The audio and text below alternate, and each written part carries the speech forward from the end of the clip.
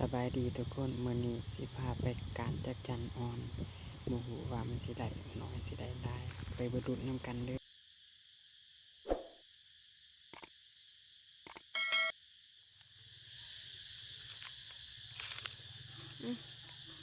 มันกำลังออกใหม่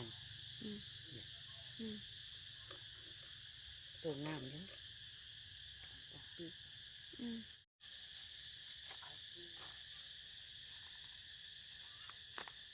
มีเพิ่งสูงแท้บ่ได้สูงปานนั้น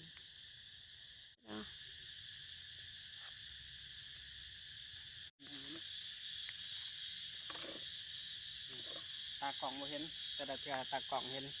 ก่อนเลยบ่เห็นเลยบ่ตากล่องมันยังเป็นที่ปลาย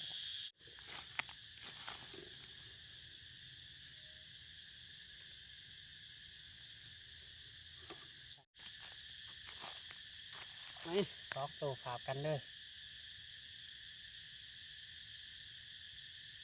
นี่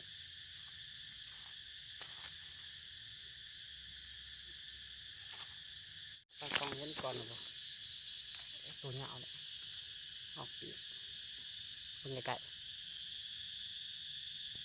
ตัวที่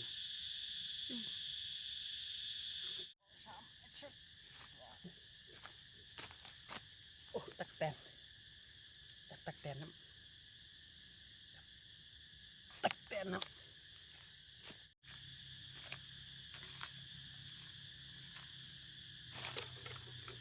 โอ้ปีกเลย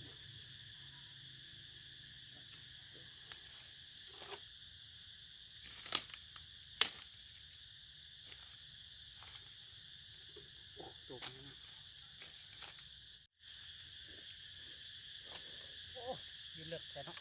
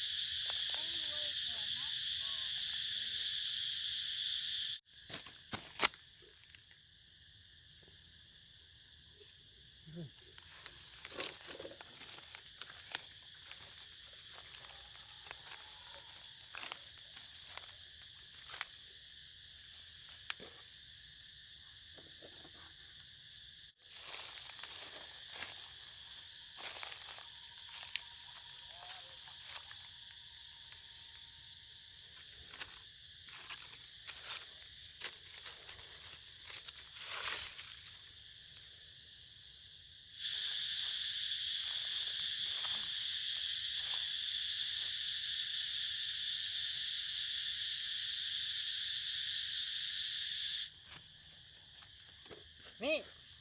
เห็นตัวนึงเวลามันออกมันจะออกมาหอยมันก็ออกขามันมาเป็นตัวอู้ตกครับมันกำลังสิบินแหละตัวนี้มันแก่เลยเด้อีกประมาณชั่วโมงหนึ่งบินได้นี่มันเป็นเพจแม่ตัวนี้อ่ะใส่กระบอกเข้าไป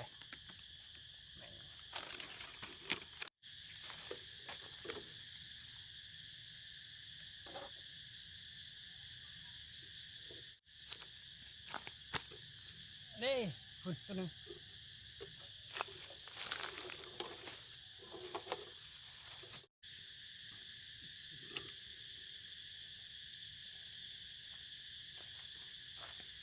โอ้ยปวดขาเลยให้เบิ่งว่าจะได้ตัวว่าสีกา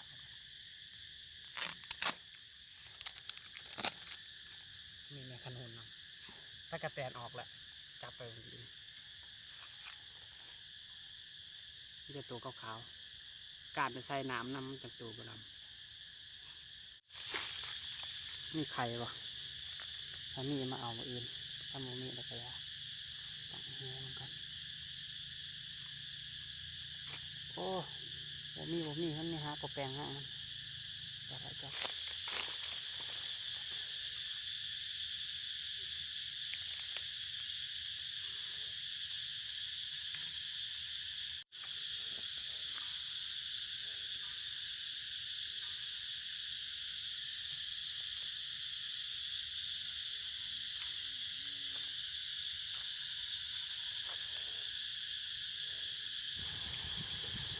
จักจันปลอมหาไม่ยาด้วยนึงตัวนี้ก็ตัวปลอมนี่เขาเรียกว่าตัวแทนนี่ตัวขาวๆน้ำมัน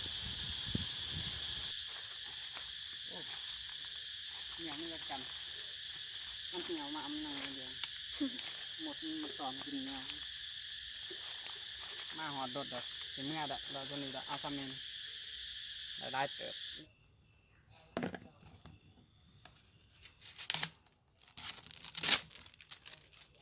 มันอย่างนี้